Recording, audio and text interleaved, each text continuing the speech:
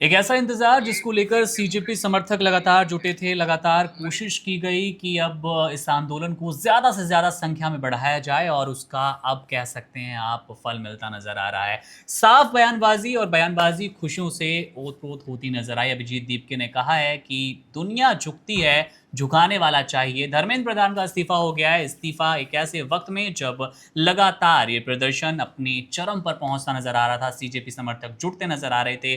धर्मेंद्र प्रधान का कहना है कि मैं छात्रों के दुख से, दर्द से आहत हूं और उसके बाद मैंने ये इस्तीफा दिया। स्वेच्छा से इस्तीफा कहा जा रहा है, लेकिन पूरा देश जानता है इस्तीफा किस दबाव में हुआ है और जो मंशा थी सीजेपी की वो लगभग सफल होती नजर आ रही है। प्रधानमंत्री नरेंद्र मोदी को इस्तीफा सौंप दिया गया है और लगातार जंतर मंतर पर खुशी की लहर दौड़ गई है। अभिजीत दीपके का भी वो बयान कुछ देर में आपको सुनाएंगे, जहां पर उन्होंने साफ तौर पर कहा है कि एक मांग हमारी पूरी हुई है, दो मांग अभी और बाकी है। स्टूडियो में वैभव मिश्रा है हमारे साथ। वैभव, एक ऐसा इस्तीफा जो कि शायद बहुत पहले हो जाना चाहिए था, इतनी देर हुई, देर आए दुरुस्त आए, ये फिलहाल कॉकरोच कहते नजर आ रहे हैं जंतर मंतर से। बिल्कुल। पहले ऐसा लग रहा था कि इस्तीफा नहीं होगा। कल भी सूत्रों के हवाले से तमाम टीवी चैनलों ने दावा किया था कि सरकार इस्तीफे पर विचार नहीं कर रही है, इस्तीफा समाधान नहीं होता। कल एनटीए के 47 अधिकारियों को बर्खास्त भी किया गया था, कर्मचारियों को। उसके बाद ऐसा लग रहा था कि जिस तरह से प्रधानमंत्री मोदी सक्रिय हैं, वो लगातार इंस्टाग्राम पे 2 दिन से रील वाले वीडियो बना रहे थे, उससे लग रहा था कि सरकार डैमेज कंट्रोल की स्थिति में है। सोनम वांगचुक का अनशन भी तोड़वाया गया, सीजेपी के प्रवक्ताओं से बात भी की गई, जेपी नड्डा, जितेंद्र सिंह। इन सभी घटनाक्रमों में ऐसा बिल्कुल नहीं लग रहा था कि प्रधान का इस्तीफा हो जाएगा, वो भी अचानक, जो कि आज हो गया। ये नरेंद्र मोदी सरकार के पिछले 12 सालों के कार्यकाल में पहली ऐसी घटना है जब जन दबाव में आकर, जन आक्रोश को देखते हुए सरकार में इस्तीफा हुआ है।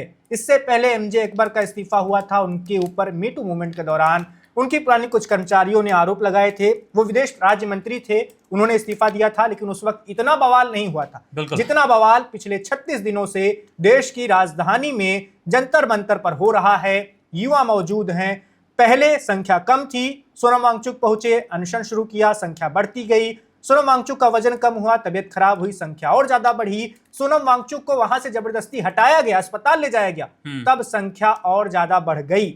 और अब जंतर मंतर पर ऐसा माहौल लग रहा था कि जैसे एक तरह से युवाओं की जितनी संख्या बढ़ रही थी, भागीदारी बढ़ रही थी, और देश भर के लोगों की भी उसमें एक सामूहिकता दिखाई पड़ रही थी।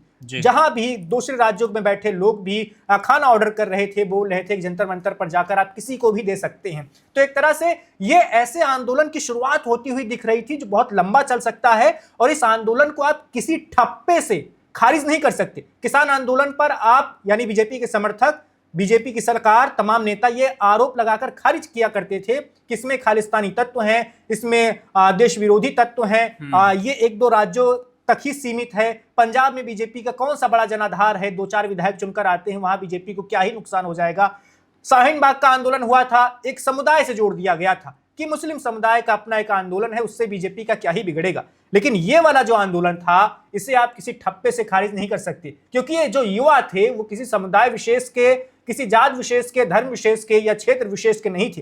पूरे देश में इंस्टाग्राम पर अगर आप पिछले 5-10 दिनों में जाएंगे तो आपको एक ऐसी आंधी दिखेगी, कि एक ऐसा तूफान दिखेगा। बीजेपी दूर दूर तक कहीं नहीं दिख रही थी। बीजेपी का आईटी सेल ध्वस्त हो चुका था, वो एक भी नैरेटिव का काउंटर नहीं कर पा रहा था। और मुझे लगता है स्थिति को भांपते हुए बात ज्यादा ना बिगड़ जाए, सरकार ने सोचा कि चलो जो कभी नहीं हुआ वो अभी हो जाए। अगर एक इस्तीफे से ये सब कुछ रुक सकता है तो इसे रोक लेते हैं। Subscribe to One India and never miss an update. Download the One India app now.